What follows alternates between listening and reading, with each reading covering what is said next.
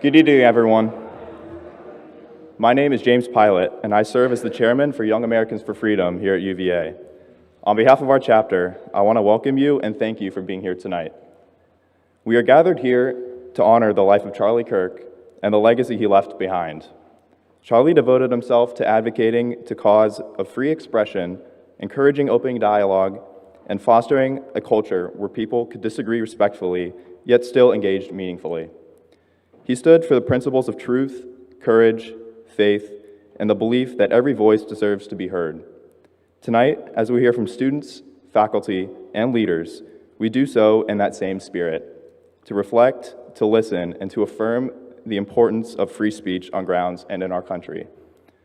But before we begin, we ask that any attendees who may wish to engage in protest of this event, please relocate outside Old Cabell Hall near the statue of Homer. Under University of Virginia policy, no person may disrupt a permitted speaker or hinder the ability of other attendees to hear or see a speaker. All attendees are invited to remain, but must not disrupt our guests' ability to see or hear the program. If there is disruption, we will need to contact university officials for assistance. At this time, I'd like to ask that we all join together in a brief moment of silence and prayer to remember Charlie and the values he stood for.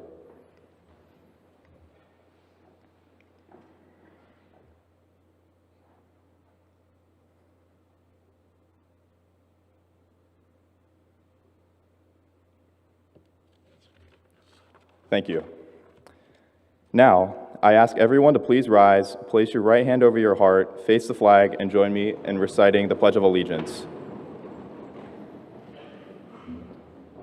I pledge allegiance to the flag of the United States of America and to the republic for which it stands, one nation, under God, indivisible, with liberty and justice for all. Thank you. Please be seated. To begin tonight's program, I'd like to introduce my dear friend Reese Smith, the president of the College Republicans here at UVA. Reese?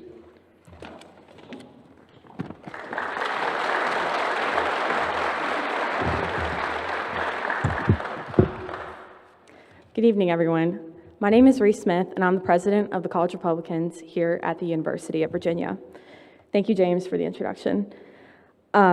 While I have not been president of the College Republicans for a very long time, I've only been here since August, I know a lot about the subject matter of free speech and civil discourse. I wanted to talk about three things tonight, the first being the rise of political violence in our country. Between the assassination of Charlie Kirk just 2 weeks ago, the Minnesota Senator Melissa Hortman and her husband Mark, who were slain in their home, in the shooting of Minnesota Senator Hoffman and his wife in their homes, and the assassination attempt on President Trump, we have seen a disturbing increase in that over the past few years. This stems from radicalization and failure to have civil discourse. And it also stems from people who refuse to talk to other people who they may not agree with. The second thing I wanted to address was free speech on grounds. UVA fell this year from being number 1 in the country for free speech to number 21. While I do not know the exact reason of falling 20 rankings down, I can tell you in the classroom, between myself and other college Republicans, we might feel uncomfortable talking about controversial ideas or anything else political. The last thing I wanted to talk about is things that you can do on grounds to stay engaged and to engage in civil discourse. The first B is to have conversations. Don't be afraid to speak up in class, raise your hand. There should be no repercussions whatsoever. The second thing is you should attend a civil discourse initiative event or an event by the Blue Ridge Center. There's also Think Again, which is a think tank here at UVA, which sponsors events regarding conversations with professors. We also will be having an event tomorrow with Professor Alexander and Colonel Dan Moy about political violence in Monroe Hall. I'd encourage all of you to go. And the last thing is to listen to what the other side has to say. As we all know, we have a race going on. I'd encourage you to do your research and hear from the candidates firsthand themselves. And with that, it is my honor to introduce our Attorney General of the Commonwealth, Jason Miyares.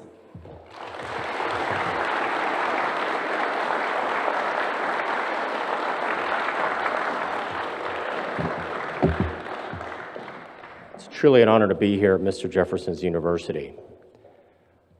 I have a quote outside the door of my office in Richmond that I see every day when I walk in. It's from Mr. Jefferson. It is this: I never considered a difference of opinion in politics, in religion, or philosophy as cause for withdrawing from a friend. That's the opposite oftentimes of what we're seeing in America today, where a difference of opinion can cause you to withdraw from a friend, and in some cases, decide to silence those opinions. I feel like our beloved country lost something on September 10th, 2025, because what I realized is Charlie Kirk had no power. He was not an elected official. He was just like all of you all here in this room. He did not make laws. He did not sign any of the laws into effect. He was not a congressman, mayor, or governor. Why was he silenced? He was silenced because of his ideas. Charlie Kirk was not assassinated because of the Second Amendment. He was assassinated because of the First. I've often heard those on the far left say words are violence, and I never could understood that until I saw in Utah that they decided that they could use violence to silence words. This is very personal for me because the Miyares family does not start in Virginia, it begins in Cuba, where my mother fled with nothing after living under communism. And my uncle, Angel Miyares, got arrested during Bay of Pigs invasion. He was taken in the middle of the night to an empty baseball stadium where he suffered the humiliation of a mock execution. What was his crime? It was his ideas. He was handing out anti-Castro leaflets as a student about your age at the University of Havana. We think what we have in this country is normal. It is unique and it is precious. 99% of every human being that has ever walked on planet Earth did not have freedom of speech. 99% of every human being that has ever lived did not have the ability of casting a ballot to determine who their leaders are. We think what we have is normal, it is precious, it is unique. It's what I've always called to be the American miracle. Charlie Kirk understood that. He understood that throughout most of human history, people have settled their differences through violence. But in America, we decided to settle our differences through debate and the ballot box. There's another date that we saw recently in history, December 4th, 2024. That was the day that Brian Thompson, the CEO of United Healthcare, was murdered in cold blood in New York City. Probably what was most shocking is that 48% of America's college students said the murder was justified. That should give all of us pause. They executed a man in cold blood, left a 9 and 10-year-old child orphaned, because they simply didn't like how he was running his company. That is stunning to me. Dick Lucas is a British pastor who found a quote in a British newspaper, The Spectator, back in the 1930s. And this is a quote, and it shows that there's truly nothing new under the sun. But it's illustrated. It could teach us so much. This is from The Spectator magazine. Whether you're a communist, fascist, or libertarian, the real problem we have is not that we think the program ought to be, but that we think our program will solve all of our problems. These people believe only if their theory was enacted and accepted that all would be well. They think there is a correct analysis of society as if society was simply a machine. You only have to remove the wrench in the works for it to function perfectly. Because of this belief, the world lives between extravagant hope and bitter disappointment. Every day, political leaders promise health and wealth and peace. Newspapers demand an end to crime or crash programs that stop poverty, sickness, or cruelty to children. And every day, political leaders and newspapers are forced to admit that, yes, people are still poor, people are still ill, and still fighting with one another, and still dying. And therefore, they desperately have to blame their enemies for all of this wickedness.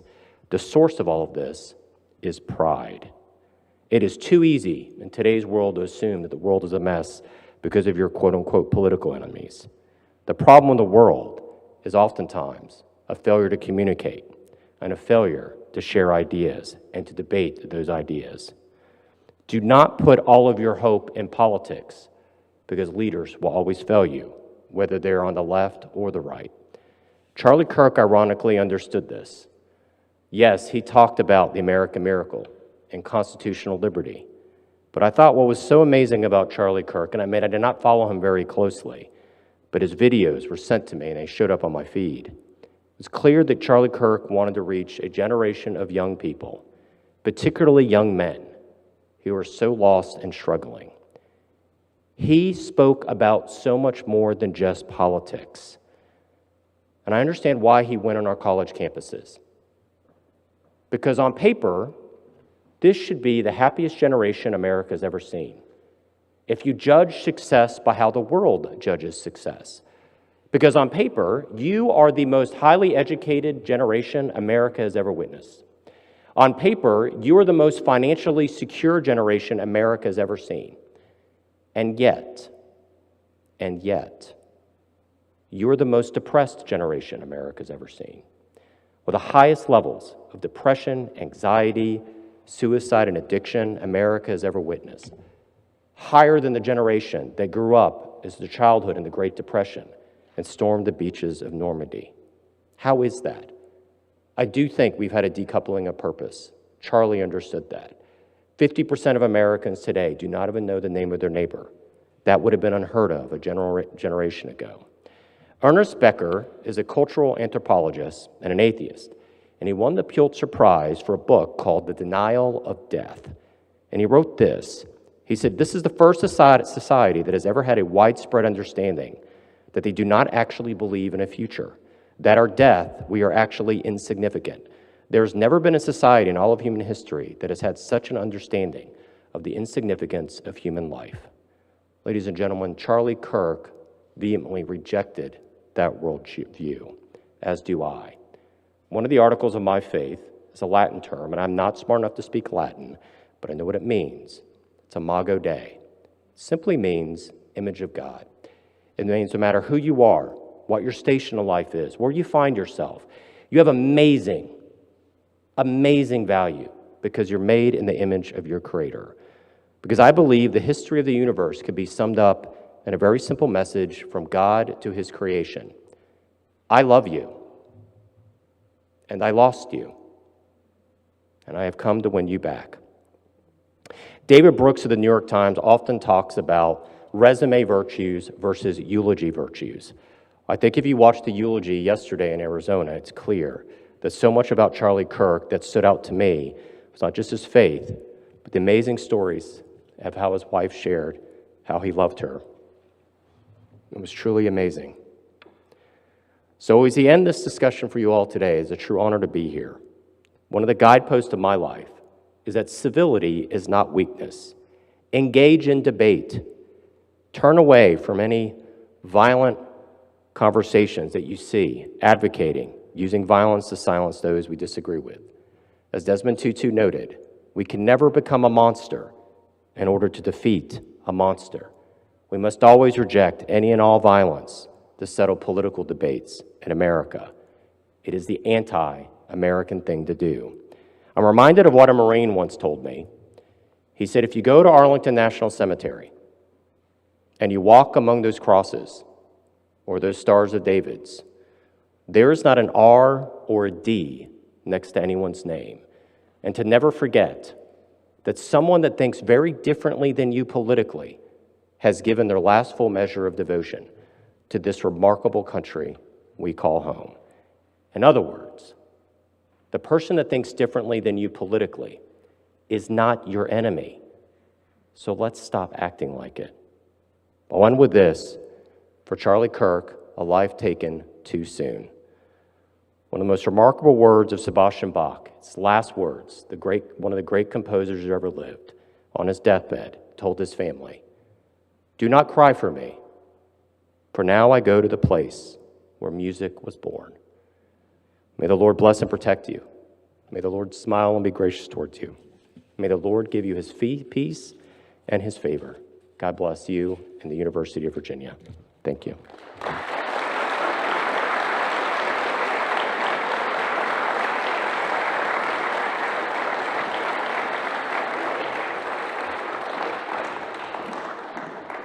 Thank you, Mr. Attorney General. Now, please join me in welcoming Representative of Virginia's 5th District, John McGuire. Representative.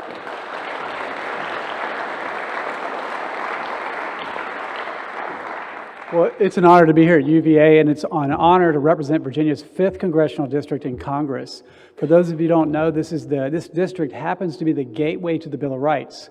As we get ready to celebrate 250 years of our republic next year, I thought it would be fitting to remind you guys, in this district we have many of our founding fathers. We have Thomas Jefferson, Patrick Henry, James Madison and James Monroe, and many other historic sites. When I was 5 years old, I was abandoned, and the police found me and my sister and went into the foster care system. My Aunt Mary said that when they found me, I don't remember this, she said I had stepped on a nail and one foot was twice the size of the other, and I was covered in dirt. And the reason I tell you this is Charlie Kirk believed in the greatness of our country. It's the greatest country in history, where we have lifted more people out of poverty, given more people freedom and opportunity than any other country in history. And it's a country where this statement is true, and we hope it's true for future generation. And that statement, I always say, isn't it great? We live in a country where a man or a woman can work hard and achieve just about anything.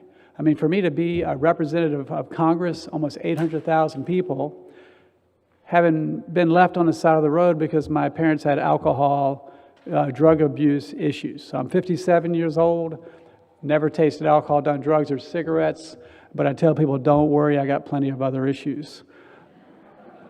Like 29 broken bones. You know what that means? It means I've had more fun than you. But Charlie Kirk wasn't killed for who he was. He was assassinated for what somebody thought he was. You know, he was probably the strongest advocate for the First Amendment. And his quote of, if he were to die, he said, what would you want to be known for? And he said, I would want to be known for my courage and my faith in our Savior, Jesus Christ. And that's my favorite thing about him. And our founding fathers certainly thought that as well. My wife and I, she's my best friend. We have 5 children. She says, I'm number 6. You guys grew up way too fast. But what I told my children is that you cannot control other people, but you can control yourself. And I think Charlie embodied that. I watched a lot of his videos. I was elected to the Virginia House of Delegates in 2018. That's where Patrick Henry got his start in politics. And when I went down to the General Assembly, I had one person tell me that the other side is not your friend. Don't patron their bills, and whatever you do, don't you ever chief co-patron a Democrat bill. So you know what I did? I walked over and I chief co-patroned a Democrat bill. A couple of reasons why I did it.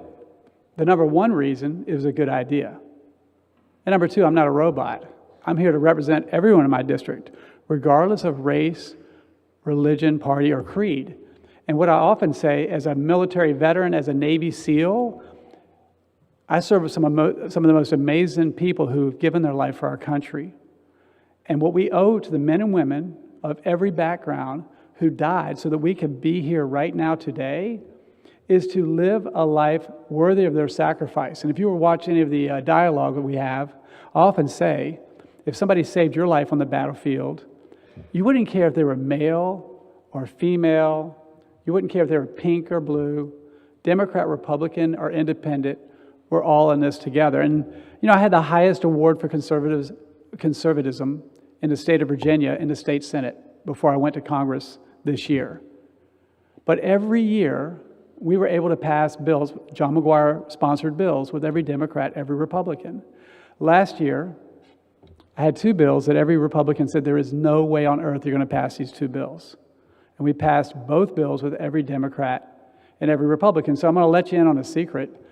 We solved 5-year, 10-year, 20-year, 30-year problems for Virginians. And I wish I could say you elected the smartest guy out there with all the ideas. But the truth is, I don't think one of the ideas was mine. I think all of the ideas came from folks like you, people in the district, we the people, which is what our country is all about. And then by building those relationships, regardless of party, not me, but we have solved those problems. Charlie Kirk was all about that. And he got killed because he had a different opinion. And so it's easy to point fingers and blame both sides. But what I would ask you guys to do is if you see something, say something, do something, be vigilant.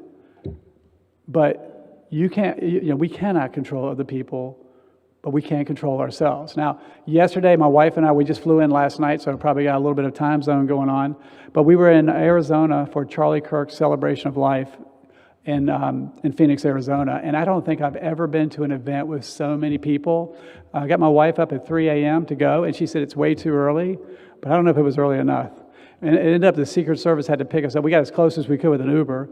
The Secret Service came and got me and my wife and got us in. But apparently there were thousands of people that couldn't get in. But there was no burning of vehicles, no burning of cities, and everybody just came together. And I've had so many people say that after 9/11, some of you guys are too young to remember, but of every party here, we all remember after 9/11, when those aircraft went into the buildings, went into the Pentagon, et cetera, how united our country is. It really is amazing what we can achieve if we treat each other with respect. If we can somehow put our differences aside, treat people with respect, and work together, we can turn a no into a yes, or an impossible to a possible. And Charlie Kirk totally believed that way. But I think that this person that wanted to silence Charlie Kirk's voice has failed, because I think we're going to see thousands and thousands of more Charlie Kirks that believe in their faith and believe in civil discourse, civil dialogue. We have to talk to each other. If you and I were to do business, and I said, here's how the deal is going to go. I get 100% of what I want, and you get 0% of what you want, we're not going to be able to do a deal. We're not going to be able to do business. So if you totally disagree with me on an issue, you know what? I'm still going to sit down with you. And if we totally disagree, I'm still going to respect you. And maybe at the end of that conversation, maybe you're a little better, maybe I'm a little better, maybe we can make the world a little bit better. So it's an honor to represent Virginia's 5th Congressional District. I am praying for Erica Kirk and their family. Those two children have to grow up without the guidance of their father. But evil does exist. It is a dangerous world. Let's keep an eye on each other. Let's stay vigilant. If you see something, say something, do something. And remember, only you can control you. God bless you. God bless UVA. Thanks for having me here.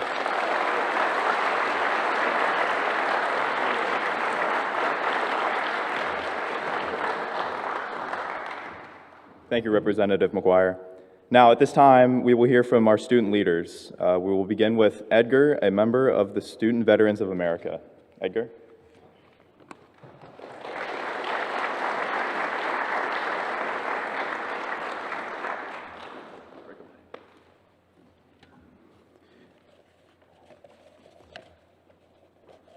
It's a risky thing to give a vet a mic, I'll tell you that much. Hello, thank you all for coming. Thank you, Jefferson Council, for putting this together. I know for the students here, it's crunch time for some exams that need to be studied for, papers that need to be written. I'm very much in the midst of that, so I appreciate your time and sacrificing a little bit of that study, those study time that's really needed to be effective in our classes. But some things are greater than tests and exams and GPAs. I was struggling on what to discuss with you. 2 weeks ago, we obviously had this tragedy. And many of us went through a litany of emotions, shock, horror, followed by grief, sorrow, and anger. And it's a tough thing to process because you feel helpless in that. And here, being a student, it's also, as been noted, it's also tough to express. I am one of 40 plus veterans that's on grounds, And even within our veteran community, we have disagreements. But what we do have common ground is that we have the commonality of sacrifice. We gave something up for a greater good. And that sacrifice is visible, and some are quite visible. But at the end of the day, we made an ultimate commitment. We gave a part of our lives so that we can continue in this country to have engagement and the freedom to have conversations, the freedom to be. And that's not taken lightly. I also flew out to Phoenix right after class on Saturday. And I queued up at 3 a.m. as well. There's no Secret Service for me, however, so that was a bummer. But it was an amazing experience to be there, and I don't want to get into that. You'll see the sound bites. You've seen them. You've seen the reels of really the turnout that happened. And there's no way to express the emotions and the feelings that were flowing inside spiritually in concert with the patriotism in this stadium that was flooded with these goodwill, people that were grieving in celebration. It was fascinating. But if you really want to get a sense of what really transpired there, you'll find it in the nuances. That's not to say that there was this big kumbaya moment there that just happened. Certainly, there were some jerks in the crowd. There are some, genuine assholes. But what's fascinating is that in the small groups that were around there, they were able to find a way to deflate the situation. And it was through really identifying grace and finding mercy in the disagreement. And it's a fascinating thing when you do that, because it is through grace and through mercy that you can then find clarity to understand and find the reason why you're really there with truth. And I think that's the greater takeaway, that when you find yourselves in a conversation, in dialogue, in debate, and there is disagreement, I hope that you can find grace within and find the intellectual mercy so that you too can find the clarity and common ground to find the greater truth. My good friend Dennis would always say it is through clarity that we find truth. And so that's really what the message I want to get out to you today. Appreciate you guys taking the time to listen. Be brave, be courageous. Thanks.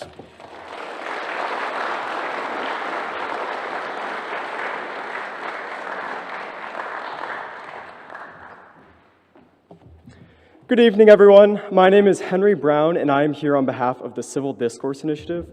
Our group was founded as a response to the events that were perhaps even more tragic and close to home than what brings us here today, the killing of 3 UVA football players in November 2022. The students who founded our group believed that UVA needed a proper space in which we as students could collectively process this event, emerge more united, and come together as one UVA family. In the semester since, we've had enormous success in this pursuit. We now regularly host student panels on the most contentious national and university topics, from TikTok to abortion rights to just last week, the resignation of President Ryan. We believe that students can best model the instructive practices of civil conversations to other students that we believe is necessary. As a result, we've partnered with dozens of student groups on grounds to both provide a platform for discussing such issues, but also to espouse our core values of peacemaking and curious disagreement. And with our panel format, we're more accessible to the average student who might want to learn about the values of civil disagreement, but is intimidated because they feel like they don't know enough about the topic at hand to participate. We as an organization encourage the questioning and curiosity necessary to promote such spaces of bridge building. Through these events, we have come to believe that college students are really not as divided as we like to think. Every single one of our speakers has been really willing to agree to disagree and assume the best in their fellow panelists. And our events often have upwards of 200 student attendees jammed into one lecture hall. Students want to have these conversations and not be bogged down by the assumptions and preconceptions that often plague our seemingly polarized politics. This August, I also had the opportunity to attend a conference in Utah that brought together college students from across the country, all dedicated to this pursuit, including from UVA. And we all agreed, organizations such as ours work because students crave opportunities for civil discourse, and we serve only as a catalyst towards such engagement. I'm glad that we're here today, in agreement that good faith dialogue and pluralism are necessary conditions to solve the common problems our society faces. If you're interested in getting more involved with the Civil Discourse Initiative, I highly encourage you to come to our events. They're free for all students and community members. But in the meantime, we encourage you to stay curious in any potentially divisive discussions you have, for even one conversation can make an impact. Thank you.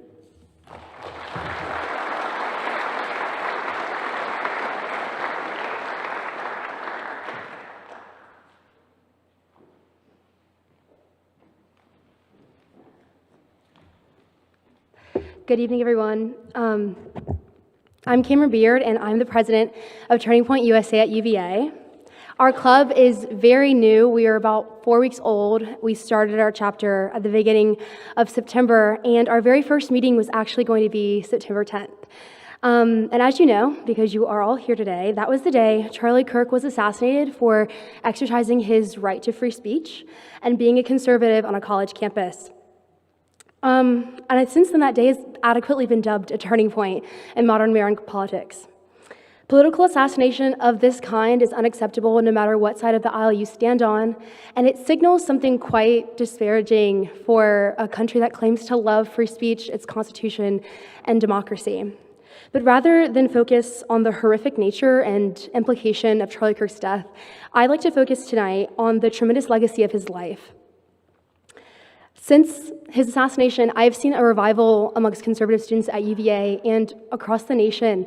I've seen students speak out in ways that I've never seen before, and I think that's because of Charlie Kirk.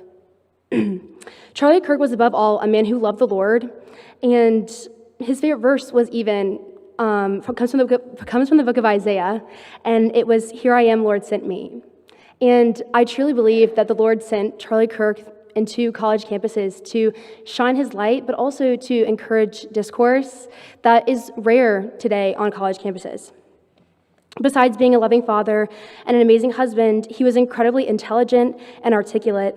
He was on fire for life, on fire for his beliefs, and most importantly, on fire for Jesus. In 2012, Charlie Kirk founded our organization, Turning Point USA. Turning Point was founded with the intention of spreading conservative values of free speech and free market on college campuses across the country, including our own.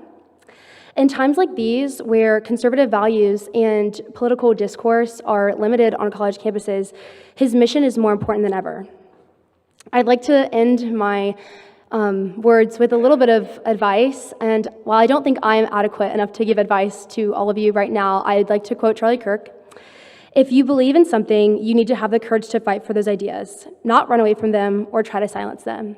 So if I had to give any advice to any of you today, I would say, don't be afraid to speak your mind, whether you be conservative or liberal, but make sure you do it in a peaceful and respectable way. Thank you.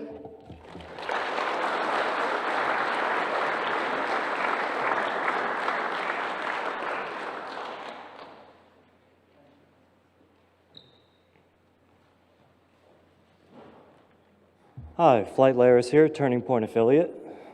Charlie was a man of action, as we all knew. He truly understood that well done is better than well said. He inspired a generation of youth to use their talents for debate. His death reminds us that lost time is never found again. While he may not have lived long, he lived as well as a man could. And so it is our turn to maximize our time and our potential. We will not forsake our mission and Charlie's work. We will continue to carry his legacy and cherish the memories forever in our hearts.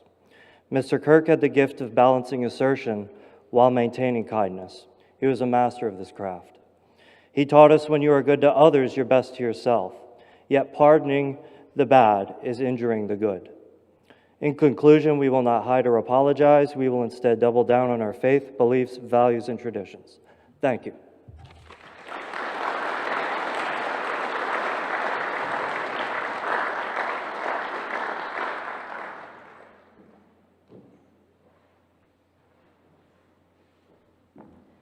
Hello, everyone. Sorry, let me get my speech up. My name is Emily Flores, and I'm currently serving as the Director of Outreach for YAF.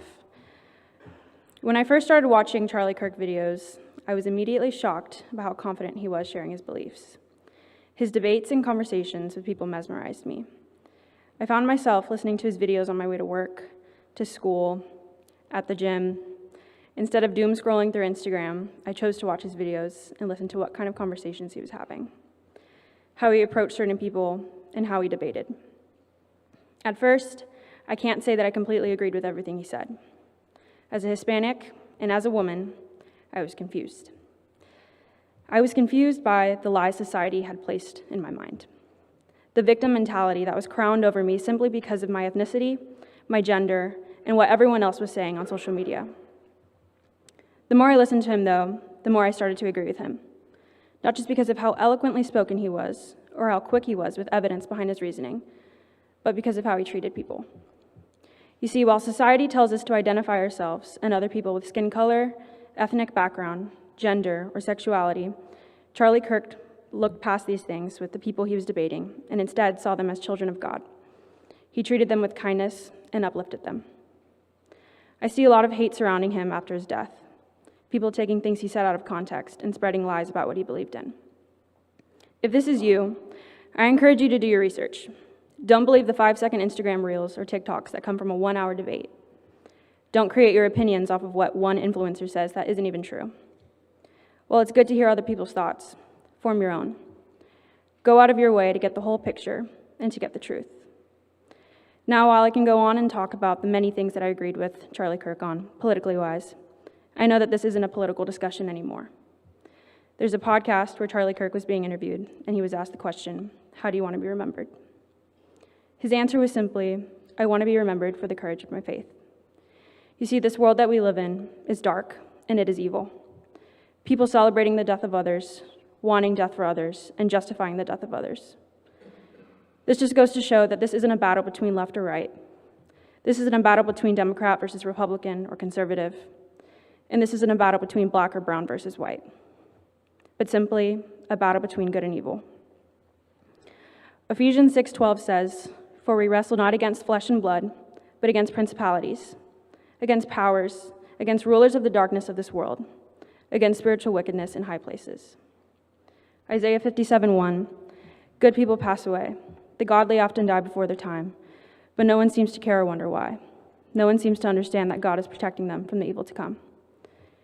What was done to Charlie Kirk was wrong, but I will also say this.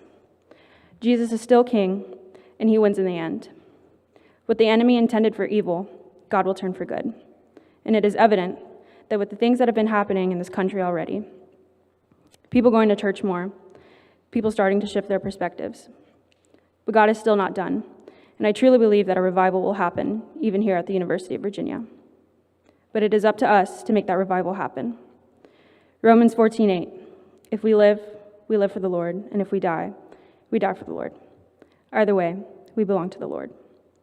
Charlie Kirk died for speaking truth and loving the Lord, but he also believed that Jesus Christ is Lord, and now he's in heaven with him for eternity and has eternal life with no pain and no sorrow. While I do think that Charlie Kirk was an amazing man and a great role model for men and women to look up to, I don't think he would have wanted me to stand up here and tell y'all to be just like him, but instead, to be like Christ. For those of you who are being threatened or hurt by others for what you believe in, love your enemies and pray for those who persecute you. Matthew 5:43. If you're going through this season with a heavy heart, people around you saying awful things that you don't agree with, find a community that is going to uplift you. Don't be in isolation. The Lord God said, it is not good for man to be alone. Genesis 2:18. As Charlie said, when people stop talking, really bad stuff starts. So don't stop speaking truth. Use your freedom of speech for good. We are called to be different, set apart, We are called to be the light in this dark world, whether that be in the classroom, at home, in your dorm, social media, or even just by yourself. Speak truth, love your enemies, and keep your eyes on the Lord. Thank you.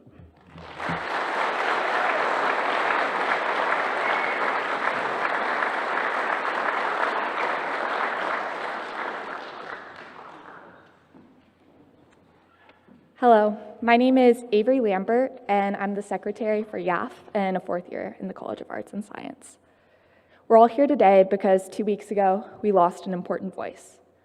I happen to agree with Charlie Kirk on a great many issues, but if you're here tonight only because you agreed with him, or only because you never agreed with him, then I think he would say that you missed the point of what he was doing entirely, because we all lost something that day. Here at the University of Virginia, of all places, I think we owe it to ourselves to remember why. And for that, I want to turn to our own founders' words.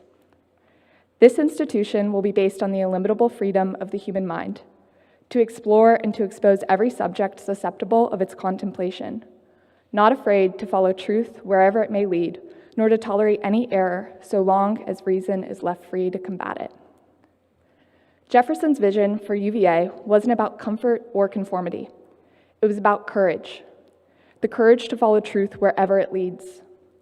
It was about trusting that bad ideas don't need to be silenced, because reason, when given the freedom to speak, will defeat them. Scripture puts it this way: as iron sharpens iron, so one person sharpens another. Or as Peter reminds us, the tested genuineness of your faith, more precious than gold that perishes, though it is tested by fire, may be found to result in praise and glory and honor. College, at its best, is that sharpening, that refining. It is not a safe space to hide ideas, but a proving ground where ideas are tested in the fire of debate, disagreement, and dialogue, and truth shines brighter on the other side. So, in memory of Charlie Kirk, and in faithfulness to Jefferson's vision, let us choose courage over comfort. Let us be civil but unafraid, sharpening one another like iron on iron, and refining our ideas in the fire of honest debate. Let us reject violence, embrace reason, and above all, pursue truth wherever it may lead. That is our charge, and that is how we honor both the man we lost and the principles upon which this university was founded to uphold. Thank you.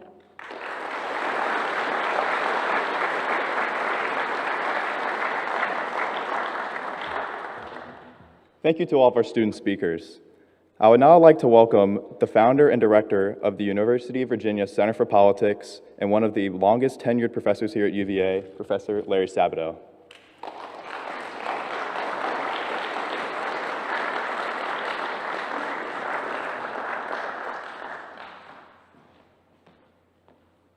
That's another way of saying I'm old. It's wonderful to be with you all here tonight, and especially with my friend. Where is Ken Elzan? I can't see. Oh, they're right in front of me. And I apologize that I can't stay for your remarks, Ken. I just got back from Richmond. I've got a dash after this, so my apologies, and I'll see it later. Okay. We're here to honor free speech and free expression, values that are not only central to the University of Virginia, but to the American experiment itself. This is also a time of remembrance for Charlie Kirk, whose life and work touched many, and whose commitment to speaking his mind embodied the very freedom that we defend here. Anyone who dares praise that despicable act that took place in Utah should be shunned right off the political stage. I said as much on September 10th, and I mean as much right now. Political violence, and those of us who are older have seen entirely too much of it, stretching back to the 1960s. Political violence is a cancer on any civilized society. It silences debate, it replaces persuasion with fear, and it betrays the very idea of America. In the aftermath of the tragedy, I've continued to point to Governor Spencer Cox of Utah, and we had him here just a few months ago. Very impressive guy, and had the same message before this started and before this happened in his state that he gave after it happened. He's shown real leadership in urging unity, compassion, and a rejection of political violence. In today's fractured times, we need more voices like his and yours, with the courage to recognize our shared humanity and remind us that our political opponents are not our mortal enemies. Mr. Jefferson believed deeply in the power of ideas, in the power of open debate, in the power of free inquiry. He warned against tyranny of all kinds, including the tyranny that comes when people are afraid to speak their minds. And all of us have the obligation to make sure that friends and family and those in our classes and those in other people's classes are free to express themselves. Jefferson's vision was of a republic where citizens could disagree vigorously and yet remain bound together by common devotion to liberty. Tonight, I hope all of us here in this room and beyond these walls will lay claim to that Jefferson spirit and recommit to these principles of a free society. Let us stand for conversation over chaos, ideas over intimidation, and debate over destruction. If we do that, we'll not only honor those who have fallen, such as Charlie Kirk, in support of these values, we also honor the legacy of our university, our founder, and the promise of our country. Thank you so much.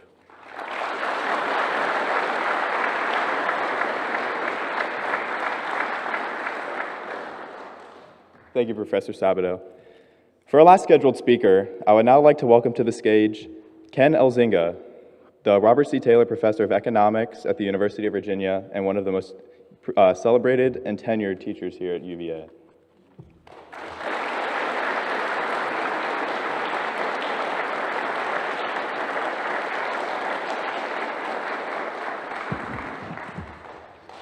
So, good evening, everyone. Thank you for inviting me to participate in this event.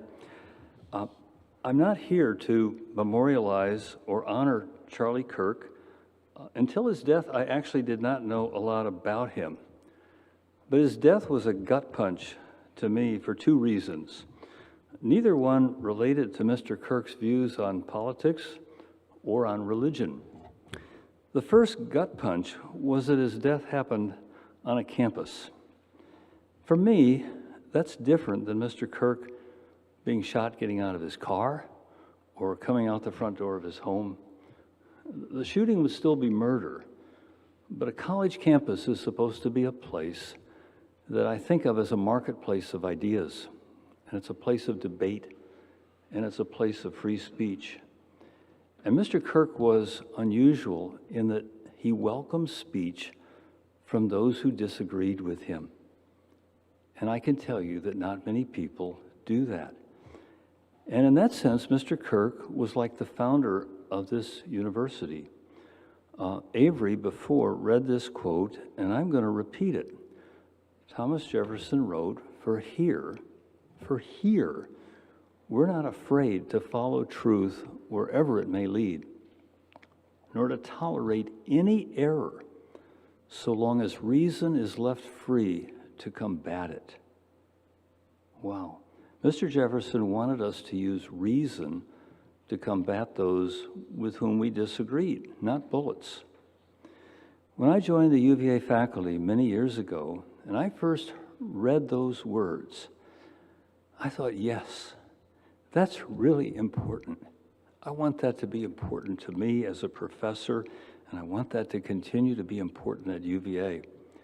We can try to find out what's true, and errors can be corrected if we can engage in the pursuit of truth without fear.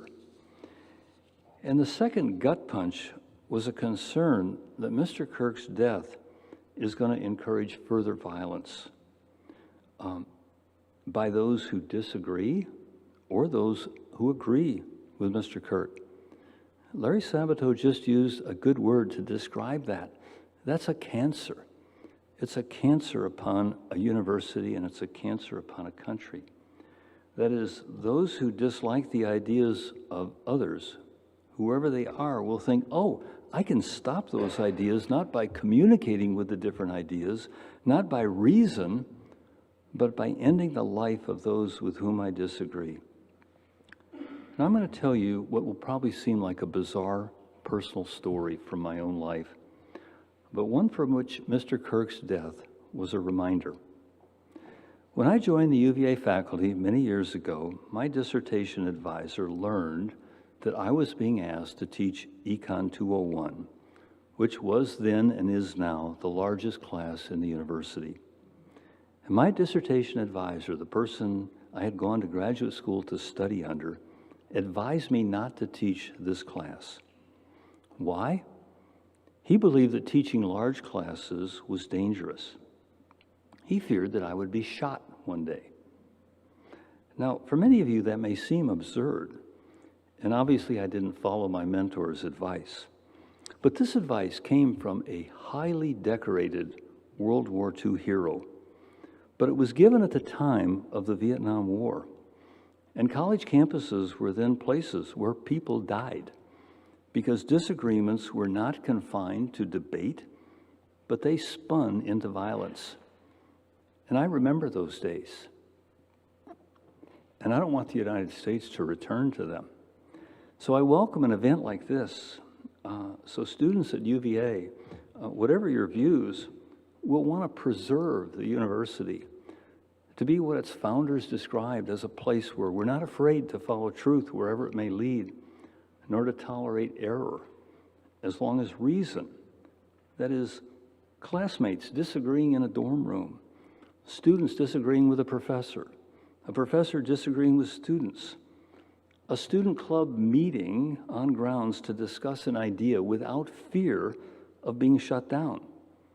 That any and all of this is not only welcome, it's okay, so long as reason is left free to be part of the disagreement.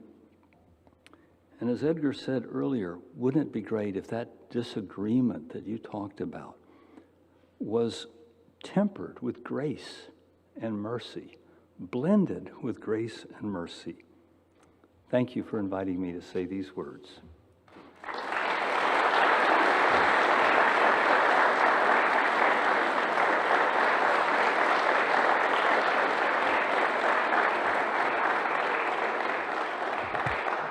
Thank you, Professor, for those remarks. As we conclude tonight's program, I want to thank all of our speakers for sharing their reflections with us. I would also like to thank each and every single one of you for taking the time of your day to be here. We gathered here tonight to honor Charlie Kirk's life and legacy, his belief in the power of free expression, open dialogue, and the courage to stand for what you believe in while respecting those who disagree with you. The conversations we've had this evening are a testament to that spirit. Again, I would like to thank you for joining us and for helping to carry forward the values that Charlie championed. May we continue to honor his legacy in our words and actions. Have a safe evening, everyone.